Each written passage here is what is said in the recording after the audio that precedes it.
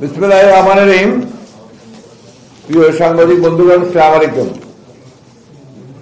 আমরা আজকে যে বিষয় নিয়ে আপনাদের সামনে উপস্থিত হয়েছি, এটা হচ্ছে সাম্প্রতিক যে দ্রব্যমূল্য বৃদ্ধি পেয়েছে এবং যে ভ্যাট ও শুল্ক যে আরোপ করা হয়েছে, সেই বিষয়ে আমাদের দলের পক্ষ থেকে আমাদের যে স্ট্যান্ড, সেই স্ট্যান্ড আমরা আপনাদের সামনে বলতে চাই এবং এই বিষয়ে আমাদের যে বিশ্লেষণ সেটা আমরা তুলে ধরতে চাই।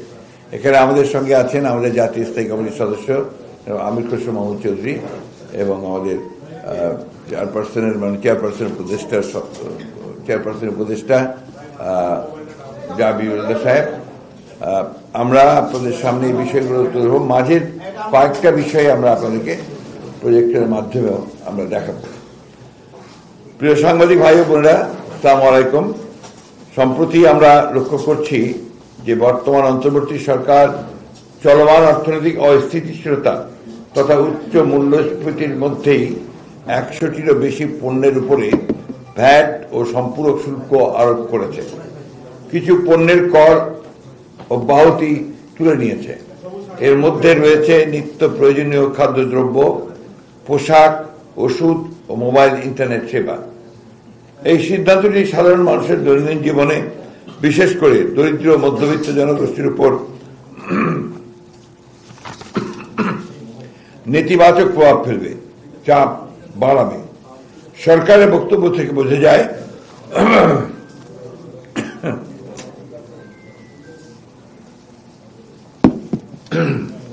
তারা চলতি অর্থ বছরের বাজেট ঘাটতির প্রথম ধাপের 42,000 কোটি টাকা এবং পরবর্তী সম্ভাব্য ঘাটতি মেটাতে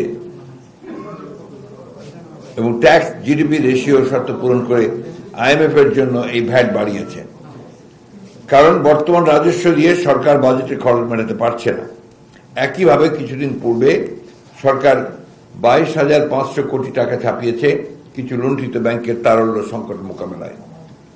প্রিয় সাংবাদিকবৃন্দ, আমরা বুঝতে পারি যে আওয়ামী ফ্যাসিবাদের পরবর্তী সময়ে অন্যান্য খাতের মতো আর্থিক খাতে বিশৃঙ্খলা ভঙ্গুর অবস্থা পরবর্তী চ্যালেঞ্জগুলো সৃষ্টি করেছে।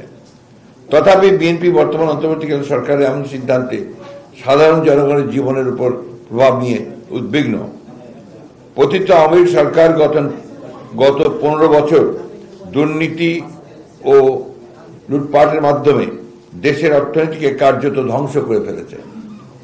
ডিসেম্বর 2024 অনুযায়ী বিদেশি মুদ্রার রিজার্ভ $21 বিলিয়ন নেমে গিয়েছে। দেশের মূল্যস্ফীতি বেড়ে দাঁড়িয়েছে 11%।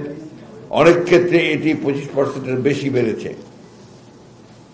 অথচ দক্ষিণ এশিয়া বিশেষত শ্রীলঙ্কার মতো দেশে মূল্যস্ফীতি উল্লেখযোগ্য হারে কমেছে। দেশের মোট ঋণের পরিমাণ 20 লাখ কোটি টাকা অতিক্রম করেছে। প্রজেকশন দেখতে পাচ্ছেন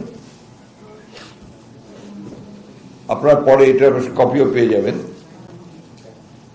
ব্যাংকিং খাতে তারল্য সংকটের কারণে জনগণ তাদের কষ্টার্জিত আমানত ফেরত পাচ্ছে না। দেশের অর্থনীতি কার্যত ভেঙে পড়েছে। এমন বাস্তবতায় দেশের অর্থনীতিকে স্বাভাবিক ও গতিশীল অবস্থায় ফিরিয়ে নেওয়া অবশ্যই একটি বড় চ্যালেঞ্জ।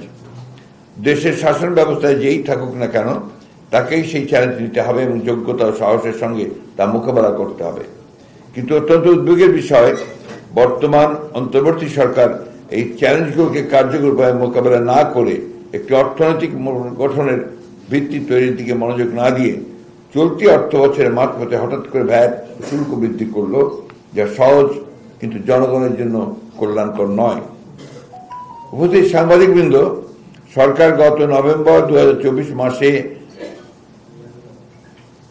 24 সালে আওয়ামী সরকার লুণ্ঠিত কিছু ব্যাংকে তারল্য সংকট কমাতে নতুন করে 22,500 কোটি টাকা ছাপিয়ে বাজারে ছেড়েছে। যদিও এই সরকার তার মেয়াদের শুরুতে বলেছিল দেশের অর্থনৈতিক কোন অবস্থাতেই টাকা ছাপানো হবে না, কিন্তু আওয়ামী লীগ সরকারের ন্যায় টাকা ছাপানোর মতো অর্থনীতির জন্য অত্যন্ত ক্ষতিকর পদক্ষেপটি গ্রহণ করল, যা দেশের উচ্চ মূল্যস্ফীতিকে আরো বাড়িয়ে দিয়েছে এবং জনগণের অবিশ্বাসকে বাড়িয়ে দিয়েছে। প্রিয় সাংবাদিকবৃন্দ, সরকারি রেকর্ড অনুযায়ী ডিসেম্বর 2024 দেশের জাতীয় মূল্যস্ফীতি ছিল 10.89 চিত্র 2 আসছে। খাদ্য মূল্যস্ফীতি 12.92। তাছাড়া গ্রামের 12.63%, তুলনায় শহরে 13.5% খাদ্য মূল্যস্ফীতির আরো প্রকট আকার ধারণ করেছে। নিত্য প্রয়োজনীয় খাদ্যপণ্য ও আনুষঙ্গিক জিনিসপত্রের দাম এমনিতেই নাগালের বাইরে চলে যাওয়ায় প্রান্তিক জনগণের পাশাপাশি খেটে খাওয়া মানুষ, দিনমজুর ও স্বল্প আয়ের মানুষদের জীবন দুর্বিষহ হয়ে উঠেছে। যেভাবে জনজীবনের দৈনন্দিন ব্যয় বৃদ্ধি পাচ্ছে, সেভাবে তাদের আর্থিক আয় বৃদ্ধি পাচ্ছে না। বর্তমান অর্থনীতির বিবেচনায় অন্তর্বর্তী সরকারের এই নতুন করের উপর সিদ্ধান্তের ফলে 1 নম্বর, বর্তমানে প্রায় 13% ক্রমবর্ধমান মূল্যস্ফীতি আরো বৃদ্ধি পাবে। ক্রমবর্ধমান মূল্যস্ফীতির ফলে পরিবারের সঞ্চয় কমবে এবং ব্যাংক থেকে টাকা তোলার হার বেড়ে যাবে। 2, বর্তমানে নিম্নমুখী 5.82% অর্থনৈতিক প্রবৃদ্ধি আরো কমবে। এর অর্থ হল অর্থনৈতিক গতি স্থবির বা মন্থর হয়ে পড়েছে। ব্যবসা বাণিজ্য দ্রুতগতিতে না বাড়লে, কারখানায় উৎপাদন না বাড়লে আয় বৃদ্ধি পাবে না। কর্মসংস্থান আরো কমে যাবে, বেকারের সংখ্যা আরো বৃদ্ধি পাবে। এমনিতেই গত 3 বছর ধরে মানুষের প্রকৃত আয় কমেছে। বিবিএস এর হিসেব অনুযায়ী গত ডিসেম্বর মানুষের আয় বেড়েছে 8%, কিন্তু জিনিসপত্রের দাম অর্থাৎ মূল্যস্ফীতি বেড়েছে প্রায় 11%। বাংলাদেশ ব্যাংকের গভর্নর 14 আগস্ট আশ্বাস দিয়েছিলেন 5-6 মাসের মধ্যে মূল্যস্ফীতি সহনীয় হবে, কিন্তু বাস্তবে তা বরং বেড়েছে। অথচ প্রতিবেশী দেশগুলো মূল্যস্ফীতি নিয়ন্ত্রণে কার্যকর পদক্ষেপ নিয়ে তার সুফল পেয়েছে। বাংলাদেশ যথাসময়ে যথাযথ পদক্ষেপ নিতে পারেনি। মূল্যস্ফীতি নিয়ন্ত্রণে মুদ্রা ও রাজস্ব নীতি ও বাজার ব্যবস্থাপনায় সমন্বিত পদক্ষেপের অভাব রয়েছে। গোষ্ঠী সাধ্য উপেক্ষা করতে পারছে না সরকার। বাংলাদেশ ব্যাংক সুদের হার বাড়াচ্ছে মূল্যস্ফীতি কমাতে, অন্যদিকে সরকার কর বাড়িয়ে দিচ্ছে যা মূল্যস্ফীতি বাড়াবে। এক মন্ত্রণালয় আমদানির অনুমতি দিচ্ছে, আরেক মন্ত্রণালয়ের অধীনে সংস্থা তা আটকে দিচ্ছে।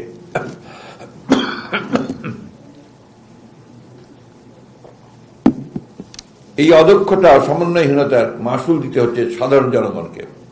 একদিকে বিশ্বব্যাংক যেমন প্রবৃদ্ধি কমে যাওয়ার কথা বলছে, তেমনি 2025 সালে বাংলাদেশের অর্থনীতি 5টি বড় ঝুঁকির কথা বলেছে, যেমন মূল্যস্ফীতি, বেকারত্ব, অর্থনৈতিক অর্থাৎ বন্যা তাপপ্রবাহ ফলে দূষণ সুযোগের অভাব এবং অর্থনৈতিক নিম্নমুখিতা। বিশ্ব ব্যাংকের global multidimensional poverty index MPI 2024 অনুসারে বাংলাদেশের চরম দরিদ্র জনগোষ্ঠীর সংখ্যা প্রায় 4,17 লাখ। বর্তমানে আরোপিত নতুন কর হার এই দরিদ্র মানুষদের দুর্ভোগ আরো বৃদ্ধি করবে। বিবিএস এর তথ্য মোতাবেক দেশের প্রায় 86% মানুষ অনানুষ্ঠানিক খাতে কাজ করেন। সারা দেশে এই ধরনের কর্মজীবী মানুষের সংখ্যা প্রায় 6 কোটির মতো। এছাড়া 2022 সালের জানুয়ারির পর থেকে 2024 সালের ডিসেম্বর পর্যন্ত কোনো মাসেই মূল্যস্ফীতির সঙ্গে তাল মেলাতে পারেনি মজুরি বৃদ্ধির হার। প্রতি মাসে গড়ে যত মজুরি বেড়েছে, মূল্যস্ফীতি ছিল তার চেয়ে বেশি। ফলে সাধারণ সীমিত আয়ের মানুষের বাজার থেকে নিত্য পণ্য ও সেবা কেনার সামর্থ্য কমেছে।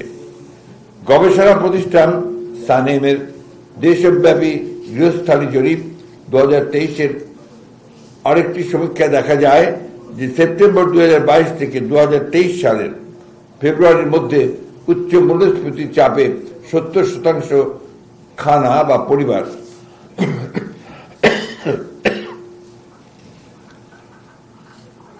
তাদের খাদ্যাভ্যাস পরিবর্তনে বাধ্য হয়েছে। 2024 সাল শেষে দেশে সার্বিক মূল্যস্ফীতি কিছুটা কমলেও খাদ্য মূল্যস্ফীতি এখনো 13 ছুঁই।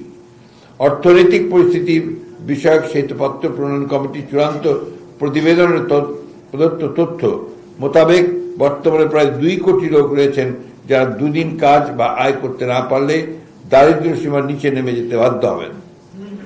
পরিণতিতে জাতীয় দরিদ্রের হার পুনরায় 40% পৌঁছানোর আশঙ্কা করছেন অর্থনৈতিক বিশেষজ্ঞরা। সামগ্রিক অর্থনৈতিক চিত্র বিবেচনায় এটা দায়িত্বহীনভাবে বলা যায় যে নতুন করে ভ্যাট আরোপে স্বল্প আয়ের মানুষের দুর্দশা চরমভাবে বৃদ্ধির আশঙ্কা তৈরি করেছে। উল্লেখ্য যে 2001 থেকে 7 সনে বিএনপি আমলে দারিদ্র্য লাঘবের হার ছিল বার্ষিক 1%। চিত্র 3।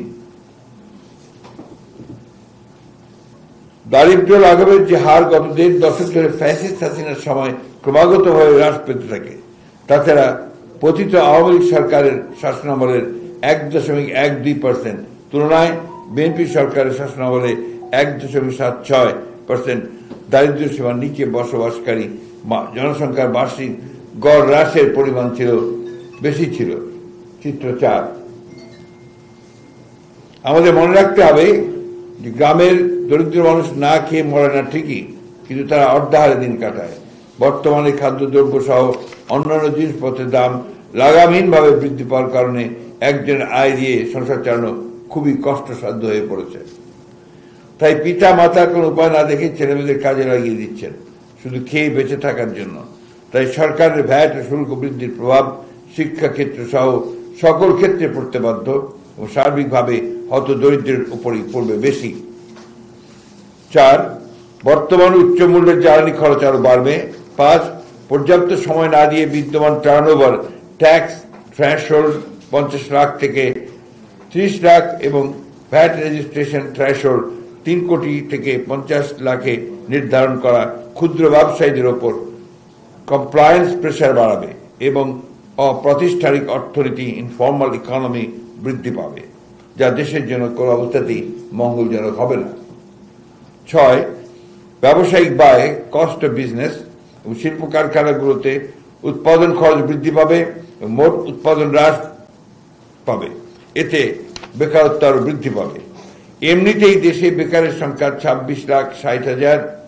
এটা প্রথম আলো 5 জানুয়ারিতে আপনার 25 জানুয়ারিতে প্রকাশ করেছে, যদিও বেকারের প্রকৃত সংখ্যা আরো অনেক বেশি হবে।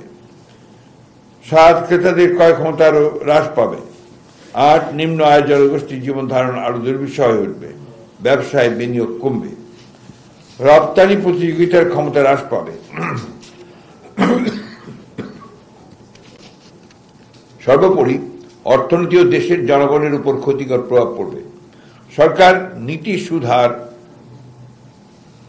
বাড়িয়ে মুদ্রাস্ফীতি নিয়ন্ত্রণের চেষ্টা করছে, কিন্তু বাংলাদেশের মতো দেশে শুধু নীতি সুদহার বাড়িয়ে মুদ্রাস্ফীতি নিয়ন্ত্রণ করা সম্ভব নয়। একদিকে নীতি সুদহার বাড়ানো, অন্যদিকে ভ্যাট বাড়ানো হচ্ছে। বলা বাহুল্য, এতে একদিকে যেমন অর্থনৈতিক প্রবৃদ্ধি কমবে, অন্যদিকে মুদ্রাস্ফীতি বাড়বে। প্রিয় সাংবাদিকবৃন্দ, সরকারের এমন আকস্মিক সিদ্ধান্তে ব্যবসায়ী মহল সহ আর্থিক খাত সংশ্লিষ্ট নানা মহলে তীব্র অসন্তোষ পরিলক্ষিত হচ্ছে। অর্থনীতিবিদদের মতে সরকার এই সিদ্ধান্ত স্পষ্ট প্রমাণ করে যে সরকারের মুদ্রানীতি, রাজস্ব নীতি ও বাজার ব্যবস্থাপনায় সমন্বয়ের চরম ঘাটতি ঘটছে। যদিও এনবিআর এর সাম্প্রতিক বিবৃতি দাবি করা হয় বর্ধিত করারোপ খাতে নিত্য প্রয়োজনীয় পণ্য নেই, তথাপি দেশের প্রথিত যশা অর্থনীতিবিদেরা এনবিআর এর এই যুক্তি মানতে নারাজ। তাদের মতে ওষুধ, এলপিজি, মোবাইল সেবা, রেস্তোরাঁর খাবার, পোশাকের মতো নিত্য ব্যবহার্য জিনিসপত্রে করারোপ বৃদ্ধি পেলে জনজীবনের ভোগান্তি আরো ত্বরান্বিত হবে এবং মূল্যস্ফীতির উল্লম্ফন ঘটবে। এমনিতেই ফ্যাসিস্ট আওয়ামী লীগ সরকারের দুর্নীতি ও ব্যবস্থাপনায় দেশের অর্থনৈতিক অবস্থা ভঙ্গুর হয়ে পড়েছে। এই ভঙ্গুর অবস্থায় সহজ রাস্তায় হেঁটে ভ্যাটের হার তথা কর বাড়িয়ে সরকারের খরচ মেটানোর চেষ্টা করলে তা দেশের জনগণের জন্য কোনোভাবেই কল্যাণকর হবে না। আমাদের মনে রাখা উচিত যে এই দেশের জনগণ আগামী দুঃশাসন থেকে মুক্তি পেতে অকাতরে নিজেদের জীবন বিসর্জন দিয়েছে। আমরা যেন ভুল নীতিমালা গ্রহণের মাধ্যমে তাদেরকে আবার সেই দুঃশাসনের মধ্যে ফিরিয়ে না দিয়ে নিয়ে যাই।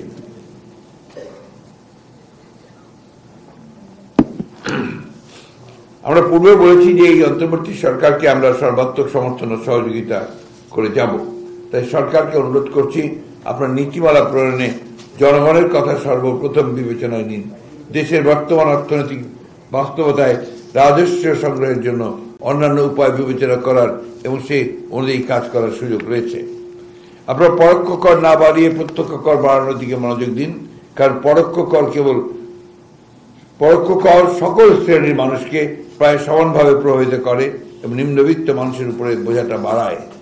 প্রত্যক্ষ কর না বাড়িয়েও সরকারি খরচ কমিয়ে এবং চলতি বাজেটের অর্থনৈতিক ব্যবস্থাপনা পুনর্বিন্যাস করেও চলমান আর্থিক সমস্যার সমাধান করা যায়। বর্তমান পরিস্থিতিতে সরকারের সর্বপ্রথম নজর দেওয়া উচিত খরচ কমানোর দিকে।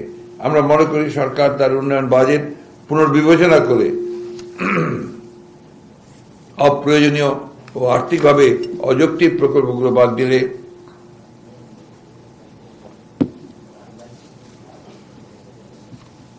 প্রায় 20% খরচ কমানো সম্ভব এবং এতে প্রায় 60,000 কোটি টাকা সাশ্রয় করতে সহায়ক হবে। পরিচালন ব্যয়ের ক্ষেত্রে সরকার যদি স্থানীয় সরকারের বাজেট এবং ভর্তুকি খাতে খরচ কমায় এবং সার্বিকভাবে পরিচালন ব্যয়ের 10% কমাতে পারে, তাহলে ন্যূনতম 50,000 কোটি টাকা সাশ্রয় সম্ভব। তাছাড়া সরকার কর্তৃক স্বায়ত্তশাসিত প্রতিষ্ঠানগুলোকে দেয়া ঋণের বাজেট কমিয়ে সাময়িকভাবে ব্যয় সাশ্রয় করতে পারে। উল্লেখ্য, 2024 থেকে 25 অর্থ বছরে স্বায়ত্তশাসিত প্রতিষ্ঠানগুলোর জন্য 50,875 কোটি টাকা ঋণ বাজেট করা হয়েছিল। অতএব সরকার খরচ কমানোর মাধ্যমে বাজেটের ন্যূনতম 1 লাখ কোটি টাকা সাশ্রয় করতে পারে এবং ঘাটতি কমাতে পারে। এই পদক্ষেপগুলো দেশের অর্থনৈতিক স্থিতিশীলতা ও দীর্ঘমেয়াদী উন্নয়নের জন্য অত্যন্ত জরুরি। সরকারি খরচ কমানোর এই উদ্যোগগুলো সাধারণ মানুষের উপর করের বোঝা কমাবে এবং অর্থনৈতিক চাপ লাঘব করবে। ফলে জনগণ আর্থিকভাবে স্থিতিশীল হবে ও দেশের সার্বিক অর্থনীতির উন্নয়ন করবে। প্রিয় সাংবাদিকবৃন্দ, অপ্রয়োজনীয় ও দুর্নীতিগ্রস্ত মেগা প্রজেক্টের বিপরীতে বরাদ্দকৃত অর্থ আপাতত বন্ধ রেখে বিপুল পরিমাণ অর্থ সাশ্রয় করা সম্ভব। পতিত সরকার কুইক রেন্টাল বিদ্যুৎ উৎপাদনের ক্যাপাসিটি চার্জ বাবদ বর্তমান বাজেটে বরাদ্দ রেখেছিল 40,000 কোটি টাকা, যার পরিমাণ 2023-24 অর্থ বছরে ছিল 32,000 কোটি টাকা। মেয়াদ শেষ হয়ে গেলেও নিজেদের স্বার্থে বছরের পর বছর বাড়ানো হয়েছে এগুলোর মেয়াদ। এসব বিদ্যুৎ কেন্দ্রে বছরের পর বছর ক্যাপাসিটি চার্জের নামে চলেছে হরিলুট। গত 14 বছরে এই বিদ্যুৎ কেন্দ্রগুলোতে এমন লুটপাট হয়েছে প্রায় 1,25,000 কোটি টাকার উপর। শ্বেতপত্র কমিটিতে অন্ত উঠে এসেছে যে বিগত ফ্যাসিস্ট সরকারের সময় উন্নয়ন বাজেটের 40% লুটপাট করা হয়েছে। অধিকন্তু বাজেটের এমন অনেক খাত রয়েছে, যেমন অবকাঠামো খাতগুলোতে বরাদ্দকৃত বাজেটের অধিকাংশই অর্থ ব্যয় করা সম্ভব হয় না। এ সকল খাতে তাদের বরাদ্দকৃত অর্থ হ্রাস করে বাজেটের আকারকে আরো যৌক্তিকভাবে ছোট করে আনা সম্ভব। এভাবে খরচ কমানোর পাশাপাশি সরকার এমন কিছু উপায় বের করতে পারে যা জনগণের, বিশেষ করে দরিদ্র জনগোষ্ঠীর উপর অর্থনৈতিক চাপ ফেলবে না। উদাহরণস্বরূপ, প্রত্যক্ষ করের ক্ষেত্রে সর্বোচ্চ স্ল্যাবে ইনকাম ট্যাক্সের হার বৃদ্ধি এবং চার্জ তথা ওয়েলথ ট্যাক্স বাড়ানোর মাধ্যমে কর আদায়ের ক্ষেত্রেও আরো মনোযোগী হওয়া যেতে পারে। নন ট্যাক্স এবং নন রেভিনিউ খাতে আয় বৃদ্ধি করার দিকেও নজর দেওয়া প্রয়োজন। ভ্যাটের হার না বাড়িয়ে বরং ভ্যাটের আওতা বাড়ানো যেতে পারে। নন ট্যাক্স যেমন নার্কোটিক্স ও liquor duty, motor vehicle taxes, নন জুডিশিয়াল স্ট্যাম্প ইত্যাদি এবং নন রেভিনিউ খাত যেমন dividend and liquor duty, motor vehicle taxes বলেছি, প্রফিটস অ্যান্ড দুঃখিত এগুলো যেমন dividend and profits, interest, administrative fees, service fees, legends, tours ইত্যাদি। সরকার টিআইএন নাম্বারধারীদের রিটার্ন সাবমিট এবং কর আদায় নিশ্চিত করার জন্য কার্যকর পদক্ষেপ নিতে পারে। এটি ইনকাম ট্যাক্স আওতা বাড়াতে এবং কর সংগ্রহের দক্ষতা বাড়াতে সহায়ক হবে। করযোগ্য আয়কে করের আওতায় নিয়ে আসা সরকারের জন্য একটি গুরুত্বপূর্ণ পদক্ষেপ হতে পারে। এর মাধ্যমে কর ফাঁকি রোধ করা এবং রাজস্ব বাড়ানো সম্ভব হবে।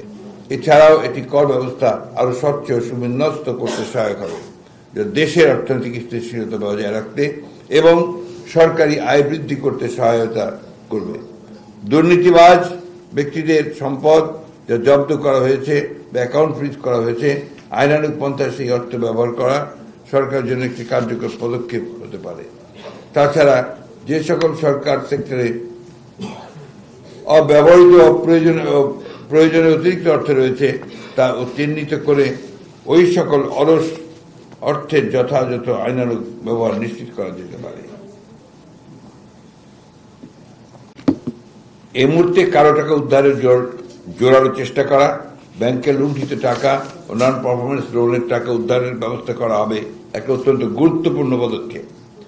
বর্তমান সরকারের শ্বেতপত্র অনুযায়ী দুর্নীতি লুটপাটের প্রায় $234 বিলিয়ন বা 28 লক্ষ কোটি টাকা উদ্ধার করার সর্বোচ্চ প্রচেষ্টা অত্যন্ত জরুরি। ফ্যাসিস্ট হাসিনার বিদায়ের পর বর্তমান অন্তর্বর্তীকালীন সরকার প্রধানের আন্তর্জাতিক ভাবমূর্তির কারণে সকলে আশা করছে যে আন্তর্জাতিক সম্প্রদায় বাংলাদেশের অর্থনৈতিক সাহায্যে এগিয়ে আসবে। এই প্রেক্ষাপটে আইএমএফ থেকে ঋণ পেতে তাদের প্রদত্ত কঠিন শর্তগুলো শিথিল করার জন্য বলা যেতে পারে। কারণ বলা হচ্ছে যে আইএমএফ এর শর্ত পূরণে নাকি কর চাপানো হয়েছে। তাছাড়া দাতা দেশ ও দাতা সংস্থাগুলো কর্তৃক ঘোষিত অনুদান ঋণের অর্থ ছাড় করানোর ক্ষেত্রেও সরকারকে আরো প্রোঅ্যাক্টিভ হতে হবে।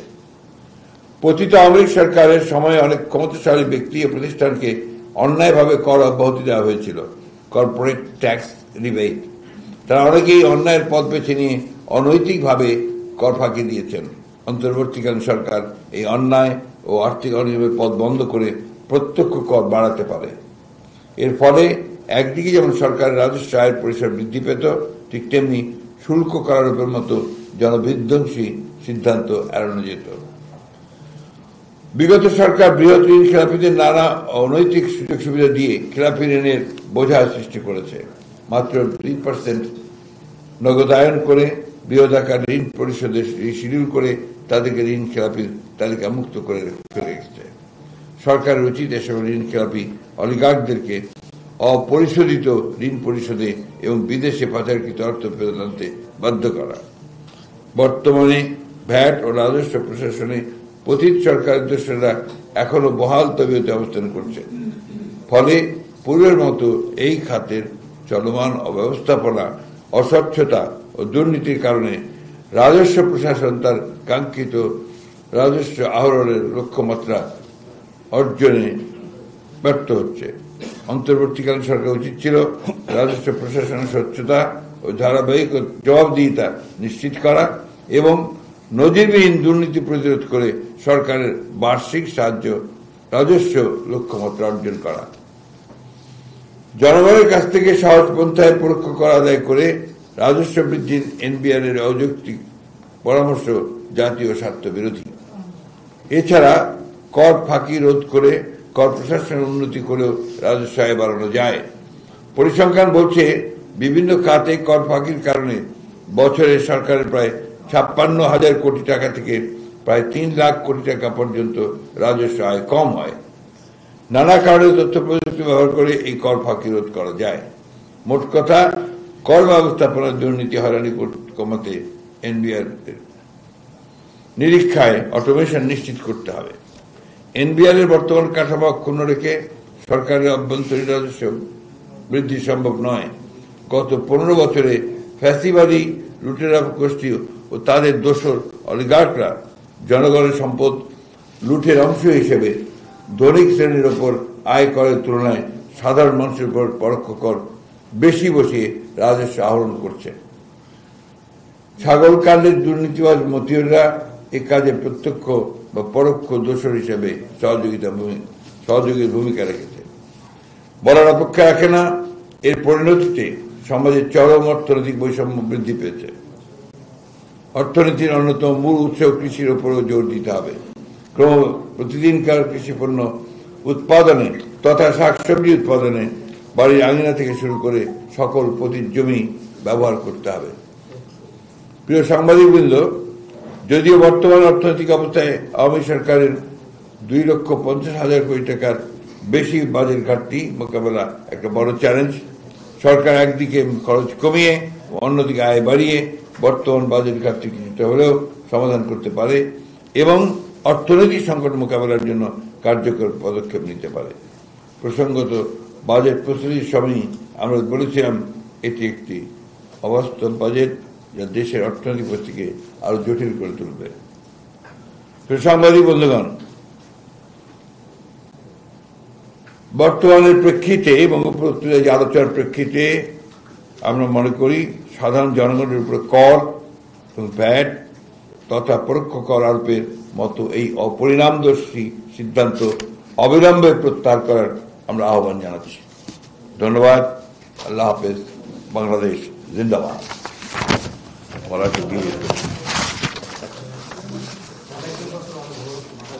লম্বা প্লিজ।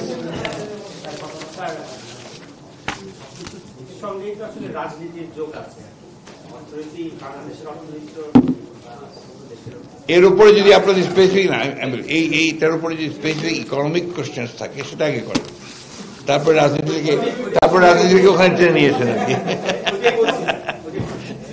জি।